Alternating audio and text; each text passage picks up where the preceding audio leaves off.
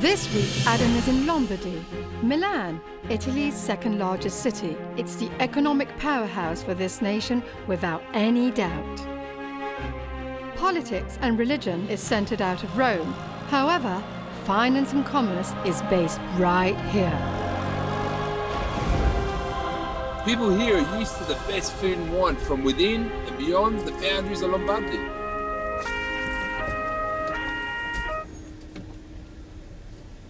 This is gonna be fun.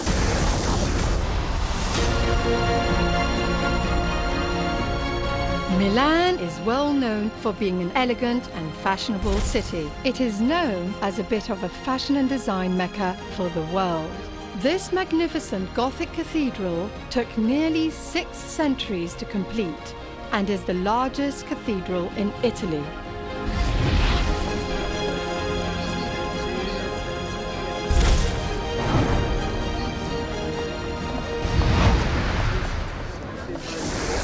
As you can see around me, Milan is full of treasures.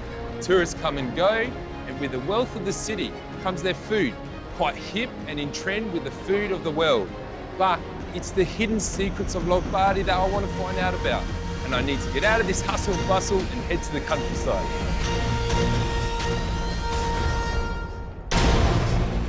Adam starts his pilgrimage in Milan and heads to Gorgonzola, then up as far north as Nebbiolo. He tries cheeses that make his toes curl, learns the authentic Pizzocheri recipe, and samples a Nebbiolo wine that grows in a region on the south side of an alpine valley. This is my pilgrimage. Come share the journey with me.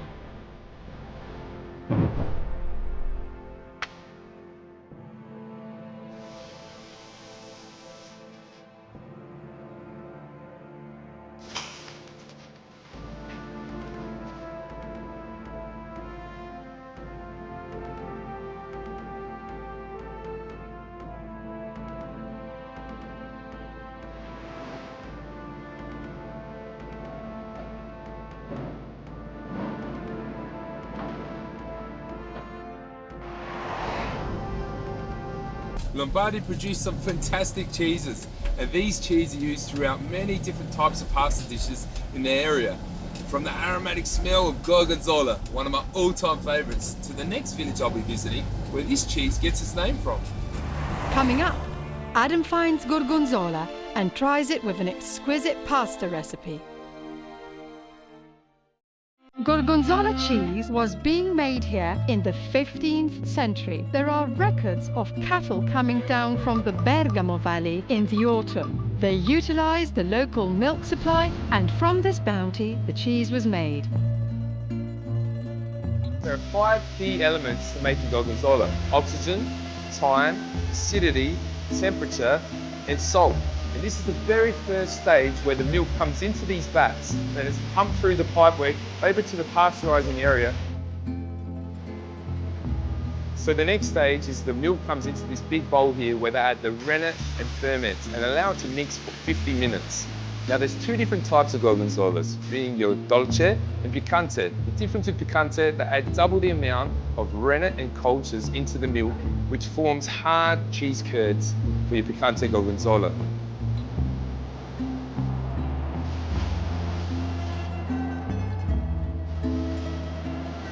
So right behind me, you can see the guys are adding the cheese into the baskets by hand, and they're treating it like a baby, which is a very unique process. It comes into this hot room, about 21 degrees, where it rests for 8 hours, and it shreds a little bit of its weight. And the DOC label is printed into the cheese, which guarantees quality.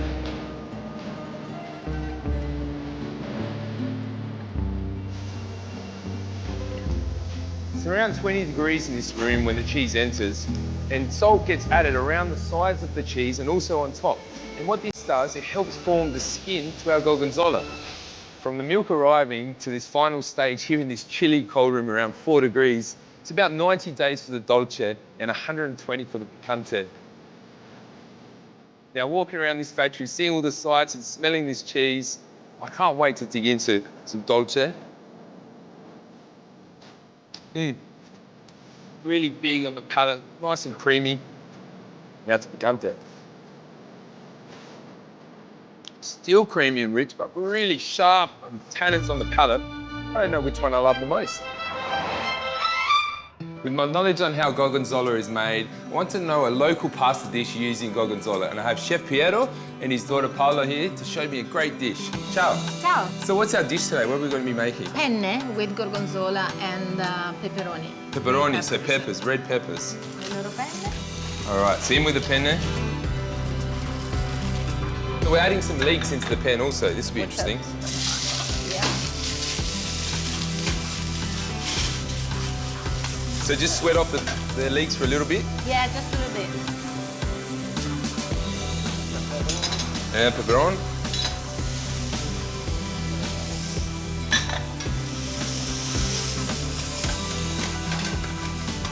We can cure this. So just add all of it into there. Yeah, you just put it inside. Let me see. Right.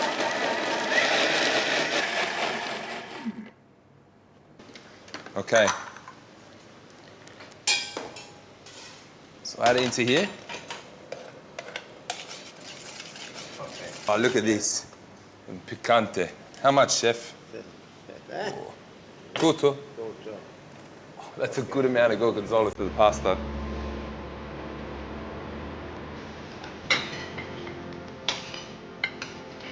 Okay.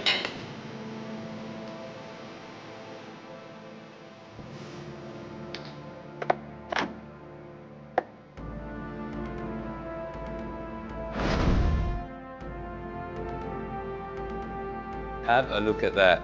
Pepper sauce around the outside, the penne with the gorgonzola sauce just coating it, the crunch of the walnuts. If you don't mind, can I dig in? Because I seriously can't wait to try this.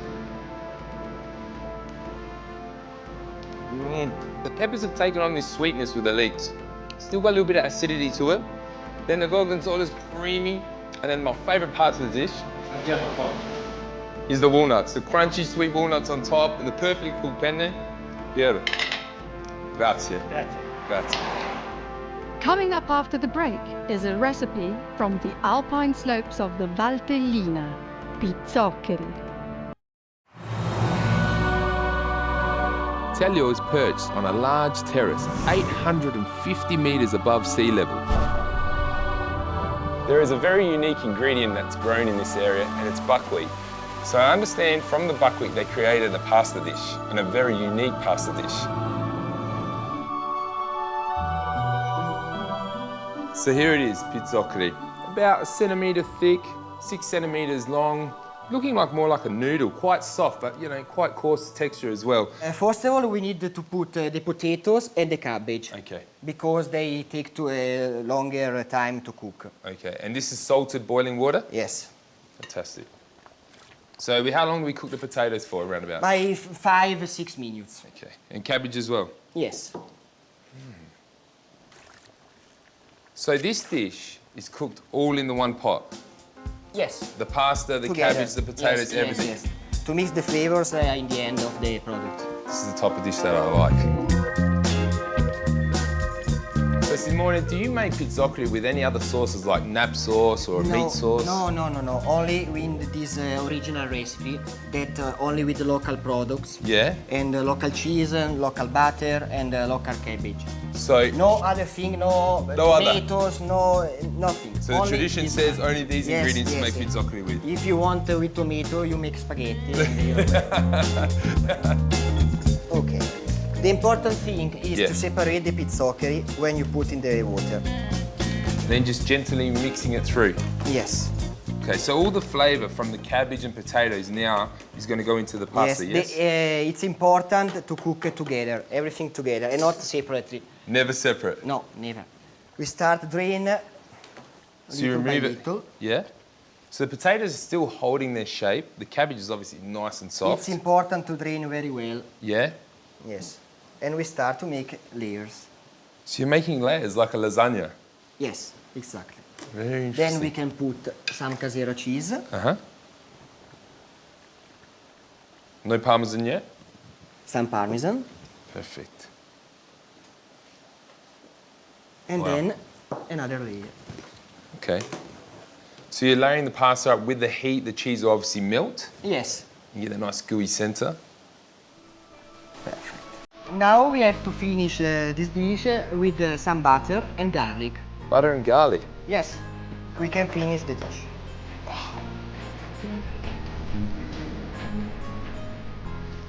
Look at that. So this doesn't go into the oven at all? No. No, Finish like that. That's it.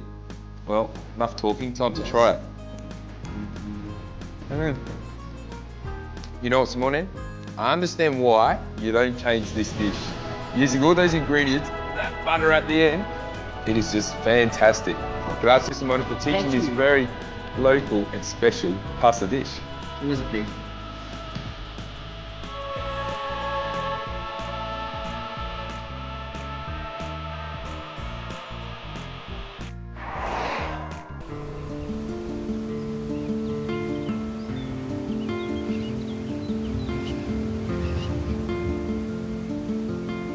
The valley behind me was once known in the ancient Roman times as the Valley of Telio, but today Valtellina produces some exceptional wine, grown and produced in a very interesting manner.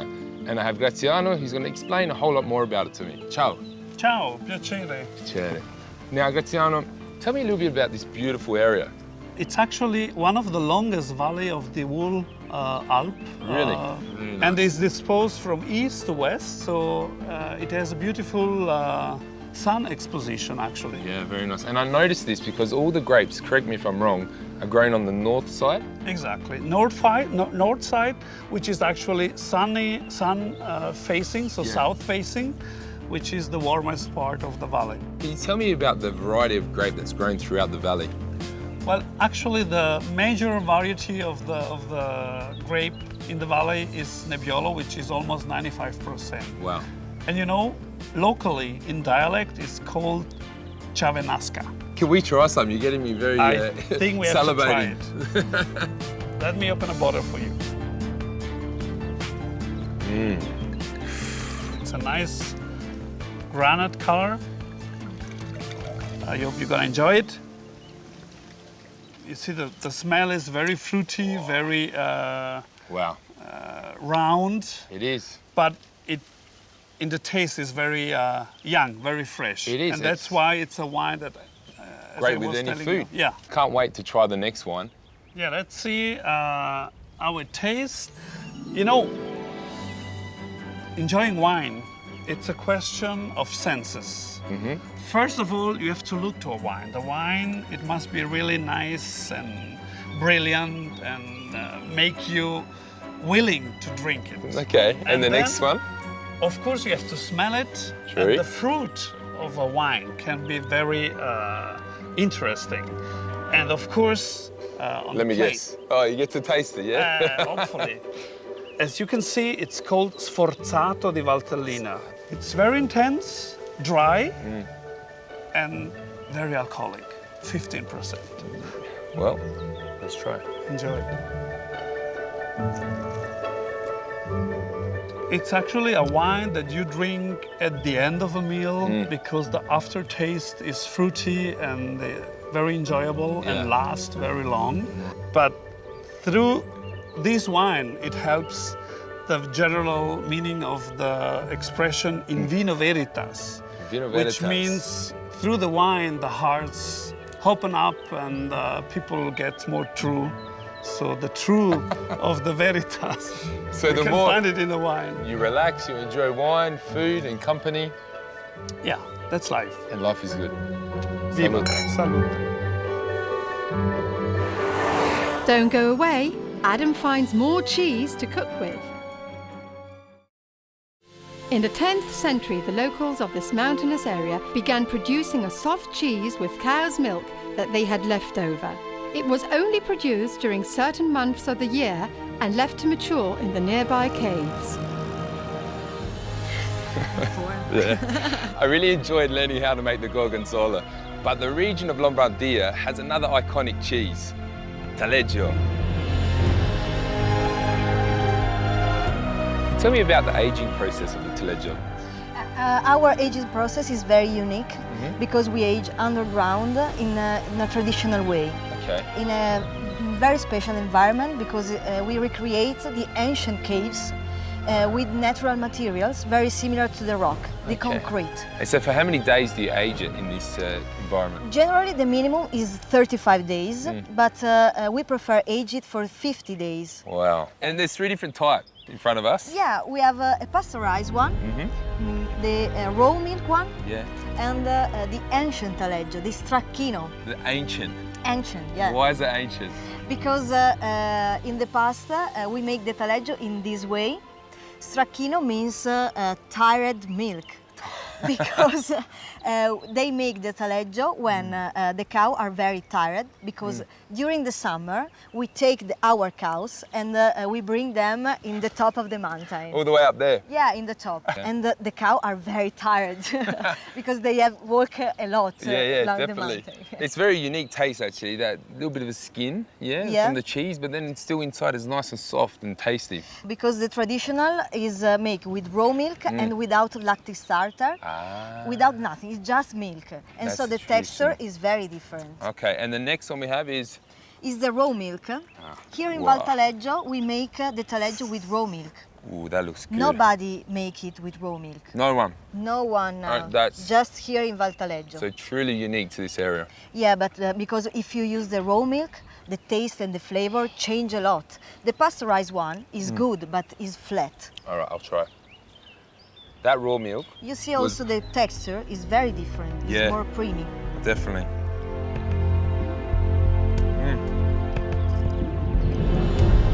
Still creamy, but for me, I think the raw milk is the one. It's really full in flavour.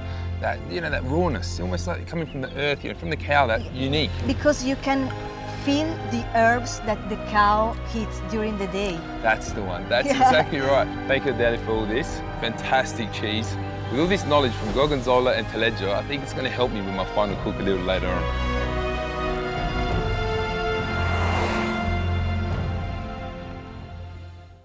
This next recipe is a tribute to Chef Simone's Pizzocheri because I'm using buckwheat pasta, and also Chef Piero because I'm going to pinch his walnuts from that dish. It was fantastic.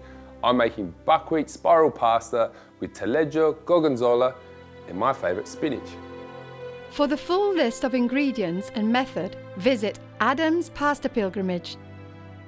To start this recipe, we need to take our buckwheat pasta and add it into our boiling water, pinch of salt. There it goes. Give that a little stir. It's going to take about 6 to 8 minutes. So in that time, we're going to make our sauce. We need to prepare our spinach.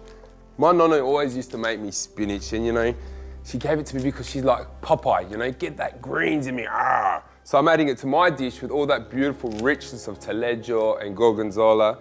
So help getting a little bit of greens into this pasta dish. And then we're just gonna chop this up. There we go. Now, spinach loves butter. So don't be shy. And a splash of olive oil just to stop it from burning the butter. And in with the spinach. Bring the heat up a little bit just to saute that away. Don't forget about your spirals in here, the buckwheat spirals. Take a little bit of that pasta water, add it to your spinach. Will just help wilt it down. Just a small pinch of salt to our spinach. A little cracked pepper.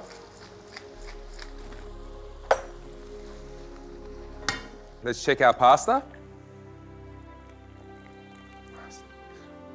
Nice and al dente. Straight into that spinach. If your spinach is reduced too much, just add a little bit of pasta water.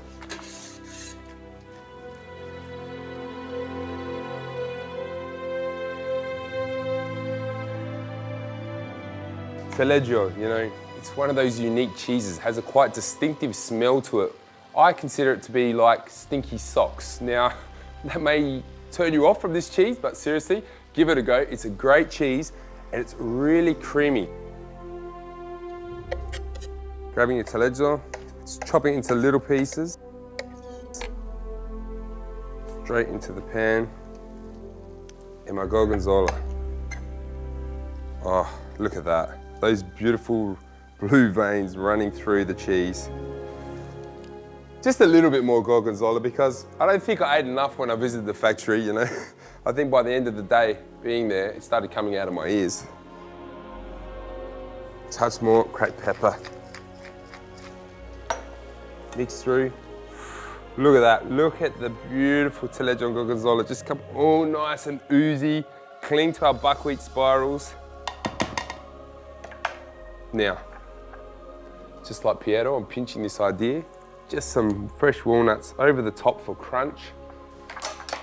All there's left to do is try some.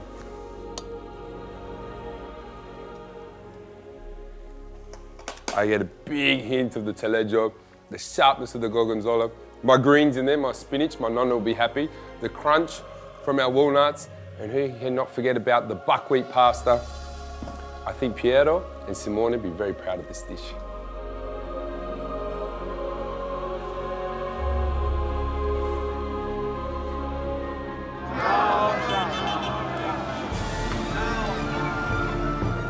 On his journey, Adam has travelled south to Sicily and Naples, where commercial pasta makers started drying spaghetti and selling it to other regions of Italy over 850 years ago. He has stood in some of the oldest dwellings known to humanity and seen the richness of thinking, culture and food in Bologna. Adam has met so many wonderful people from the Tuscan plains and the Umbrian hills to the streets of Rome. There is no doubt that pasta is directly linked to Italian culture, and every time we use pasta, we build on that culture. So I guess we need to keep exploring pasta, and perhaps we all need to take up a daily pasta pilgrimage. For this episode's recipes, stories and more, visit adamspastapilgrimage.com.